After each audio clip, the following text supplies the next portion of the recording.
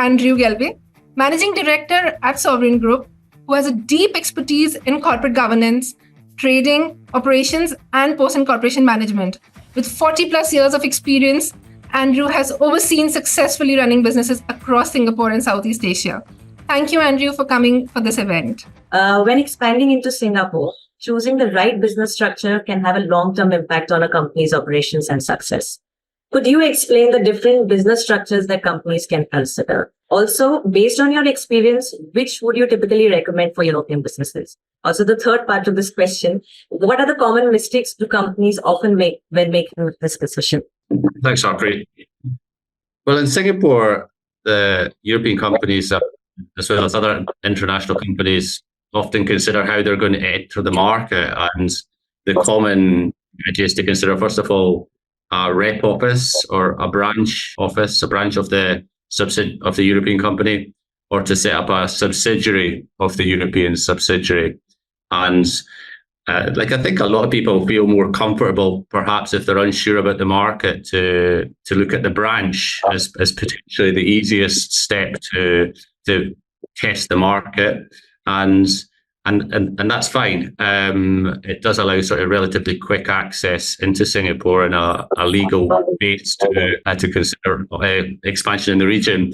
But there's two parts that we often discuss with the European companies, and one is that these operations, like moving an established European business into Asia under a branch, it doesn't limit any liability, of course. So anything that happens with that expansion into Asia is the liability is held with the parent company, which often makes European companies a little bit nervous that it potentially is preferable from a risk point of view to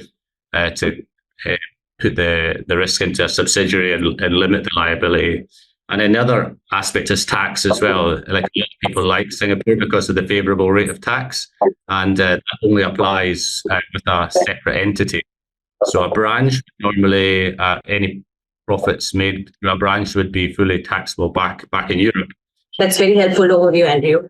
It's clear that getting the structure right from start can save a business a lot of challenges later on.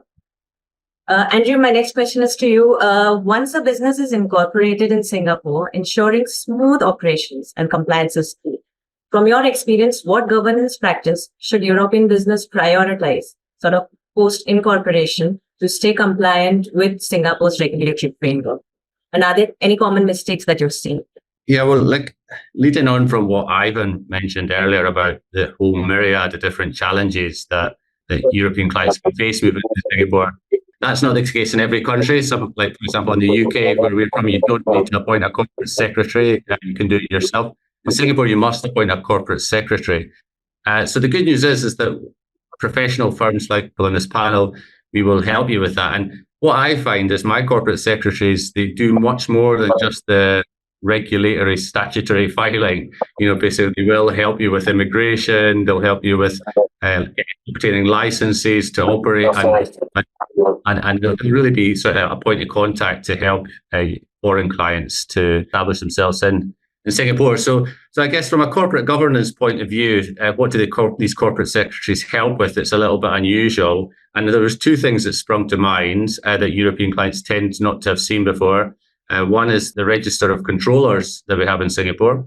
And the other one is the compliance with having to have a local resident director. Indeed, there's another register called the Register of Nominee Directors, which is often something that most European clients, even the mention of nominee directors make people fairly cautious. So the corporate secretaries will help you navigate this and make sure that that's filed every year to maintain compliance with the Singapore regulations.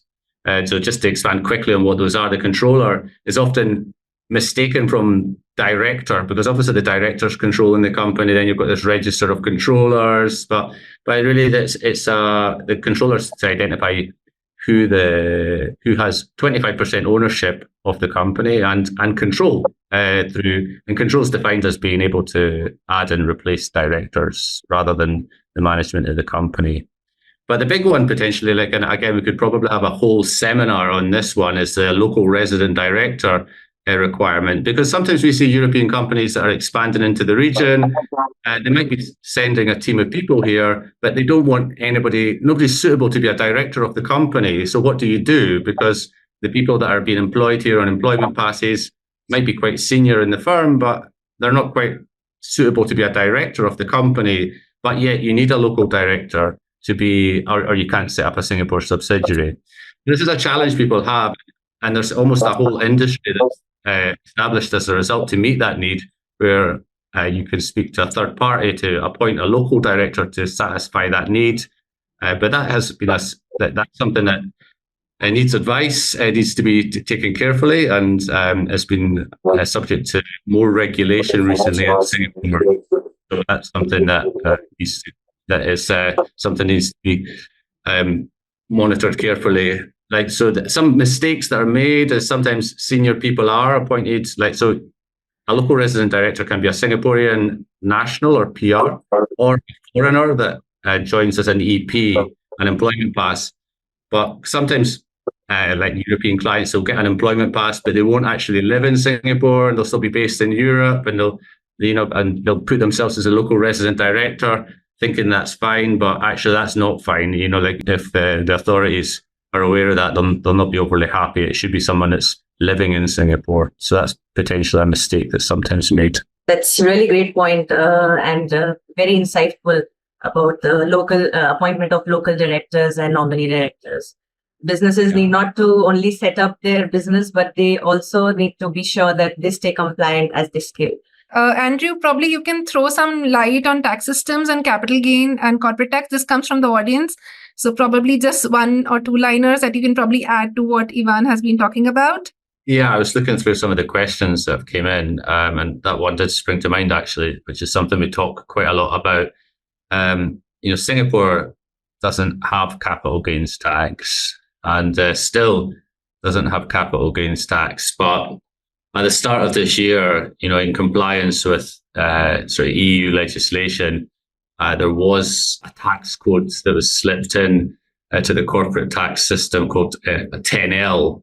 And 10L, it is applicable to European clients that are thinking about investing in Singapore, in the sense that if they set up a Singapore company, which then holds an offshore asset, so say, for example, set up a Singapore company and that invests in a significant asset in Australia, say a solar farm or something like this, if you don't have any substance in Singapore, then, if you basically sell that offshore asset and remit the funds to Singapore, then it's caught by 10L, which basically means the gain can be subject to corporate tax at the rate of 17%.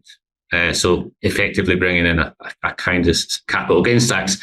So that's obviously something that needs to be planned around. Like, obviously the best thing is to have substance in Singapore adequate to deal with 10L, because really that's what it's about.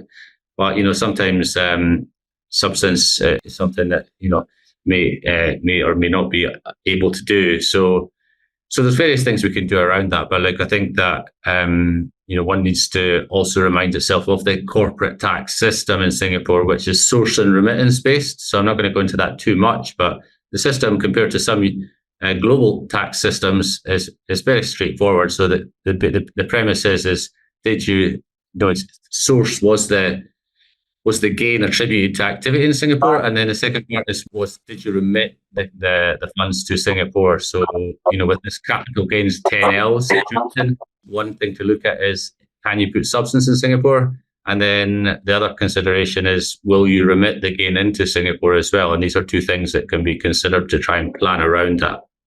But so that's what I would add about that some planning definitely needs to be considered when making these types of investments through a Singapore holdco.